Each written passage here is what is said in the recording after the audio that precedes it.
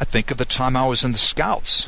In the Boy Scouts, I learned it's a lot easier when we're all pulling together than when one person's giving the orders, expecting others to do the work.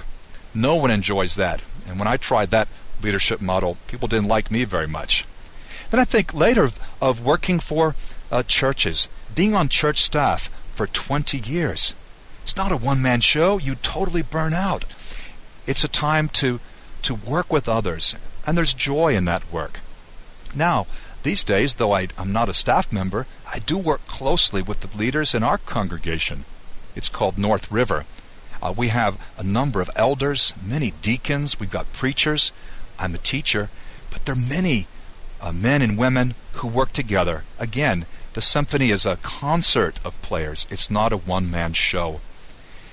Well, complementary ministries, not competing ministries. Whenever I have an opportunity, I try to explain this because so often the ministry of Bible teaching is misunderstood, as though the plan is to let that take over and no more outreach.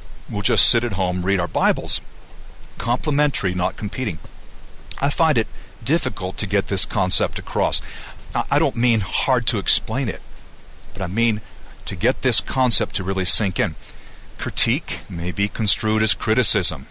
Some imagine that teachers are trying to take over the church. This is rarely the case.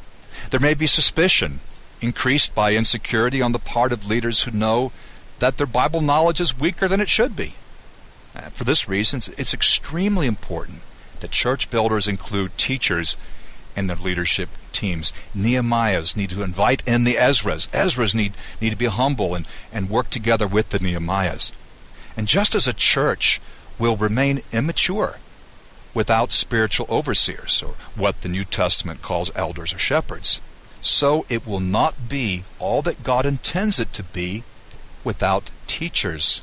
It's the threefold ministry that's the key to success. The ministry of preachers and shepherds and teachers, as we see in Ephesians, for example. And so if you are a Nehemiah and not an Ezra, pray that the Lord will send an Ezra into your life so you can go deeper in the Word and be well-rounded in your ministry. If, though, you're an Ezra without a Nehemiah, pray the Lord will send Nehemiahs into your life, because on our own we're incomplete. What does the story of Ezra and Nehemiah tell us about God? We see several things. First, God doesn't give all his gifts to just one person. Rather, by distributing them among various individuals, cooperation and teamwork are fostered. God gives his gifts to many, not just to one. Second, he provides leaders to rally the people of God in the work of God. We see that with the two men we've looked at, and if you look more broadly in the book of Nehemiah, as they build the walls, it's very clear.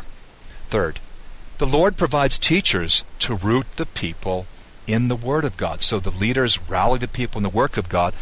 Thirdly, God provides teachers to root the people in the Word of God. And last, he desires that in hearing his Word, we will discern and we will rejoice in his grace.